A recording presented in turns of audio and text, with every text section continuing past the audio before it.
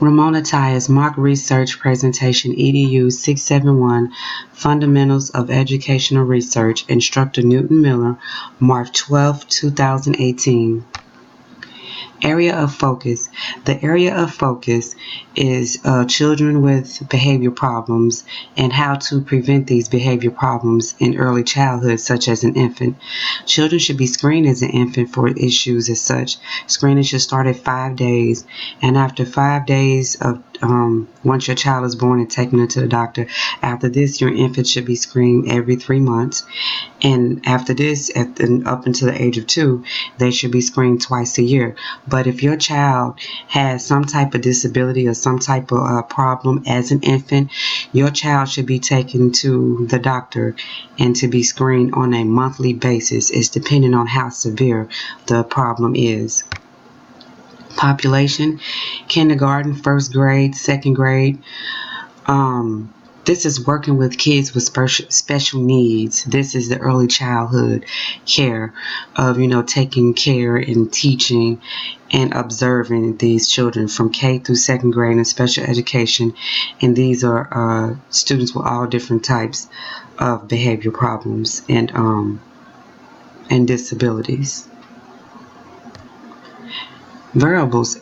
Early childhood ages that are critical to learning is at infant stages, and this is when we should start. We should start at the infant stages, starting early and detecting the problem early and observing and monitoring this problem at home. This can help the parents, help this child and go in the direction that they should be going, and this will prevent a lot of things in the classroom, such as behavior problems. Once the child is being screened and you know the environment that they need to be in and how to take care of them. Children should be screened every 3 months, as I said before. Developmental screening is more in-depth and monitoring and may identify children with a developmental risk that has not been identified during developmental monitoring. Literature review. Ethics philosophy. Students should have fun in the classroom. They should be learning. They should be attaining knowledge and engaging in the classroom activities. And as a teacher, we have to be effective to make sure that they're having fun and engaging in these activities and doing group work, working with other students, getting to know each other, and also to ensure that we're an effective teacher, we have to teach from different teaching styles. We have to have a UDL in place, and this is a blueprint that includes all children, and no children are left out or being isolated. Ethics, social principle, and this is engaging in a enrichment, positive learning environment for the students. And also, I used to meet with teachers. I would meet with them and we would come up with different ideas to create for an academic learning positive environment. Research questions. What makes students with disabilities act out in severe behavior problems at school as they do not at home? How do we prevent the severe behavior of students with disabilities? Could setting goals be a solution? Data collection. The tools that I would use is developmental screening, surveys, questionnaires, and observations. The doctor, the parents, and the teachers should be observing, and we should be giving, surveys. And this is to pretty much tell the doctor and the people that are doing the screening, the school administration, what's going on with this child and how the child is developing. Developmental screening allow me to identify a problem that I can identify with monitoring.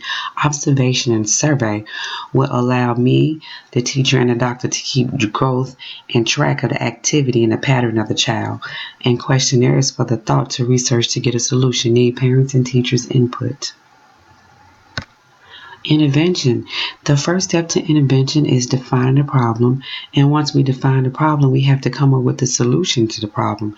So we have to do our research and come up with a solution, methods and strategies to help these students, and goals should be set.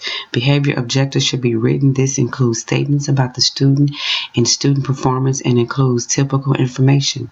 Innovation. The teachers, we should teach students how to demonstrate self-management after identifying the problem, because after this, then we will be able to spend more time teaching in the classroom, and this will allow students to operate on the same page, and this is a smooth transition to engage in more instructional time. Students that learn this will be a decrease, and less time will be spent correcting unwanted behavior.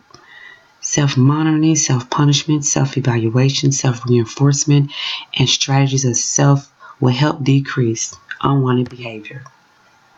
References.